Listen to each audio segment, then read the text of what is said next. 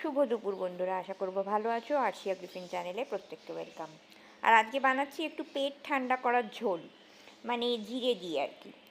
তো তেল বসিয়ে দিয়েছি, তেলটা দেখছো খুবই সামান্য দিয়েছি, গোটা জিরে ফোড়ন দিয়ে দিচ্ছি, মানে তেলের মধ্যে দিয়ে দিচ্ছি। আর বেশ খানিকটা নুন দিয়ে দেবো, কারণ অনেকটা সবজি দিয়ে ঝোল হবে তো তো সেই জন্য। পেট ঠান্ডা করতে ভীষণ ভালো হয়, মানে এই ঝোলটা খেলে পেটটা ভীষণ ঠান্ডা থাকে। গতকাল এত গরম ছিল, বাইরে অনেকগুলো কাজ ছিল, তো সেই জন্য বেরোতে হয়েছিল।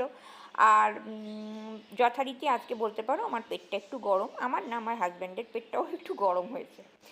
তো এর মধ্যে যা যা সবজি আমি দিয়েছি হাতের কাছে ছিল, পেঁপে দিয়েছি, পটল দিয়েছি, একটু ফুলকপি ছিল দিয়ে দিয়েছি, একটু গাজর দিয়ে দিয়েছি, আর কাঁচকলা দিয়ে দিয়েছি, মানে কাঁচা কলা, যেটা কাঁচা কলাটাকে একটু ওই হলুদ জলে ভিজিয়ে রেখেছিলাম, কারণ কাঁচা কলাটা কেটে রাখলে বড্ড কালো হয়ে যায়, হলুদ জলে ভিজিয়ে রাখলে কিন্তু সেটা হয় না।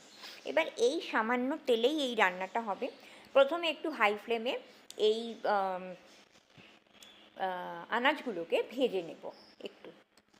আর তারপরে যথারীতি একটা টমেটোকে 4 ভাগ করে নিয়েছি, নিয়ে দিয়ে দিয়েছি।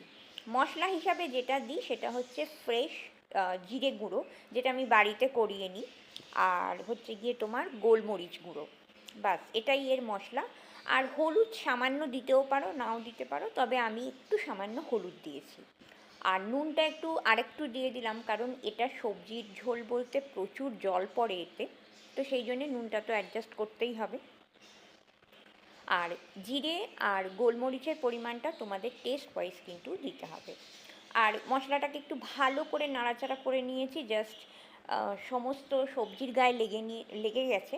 তখন যতটা ঝোল রাখতে চাইছো ঠিক ততটাই জল দিয়ে দেবে, অবশ্যই গরম জল দেবে। আর একটা কাঁচা লঙ্কাকে মধ্যিখান থেকে একটু ফাটিয়ে দিয়ে দিয়েছি।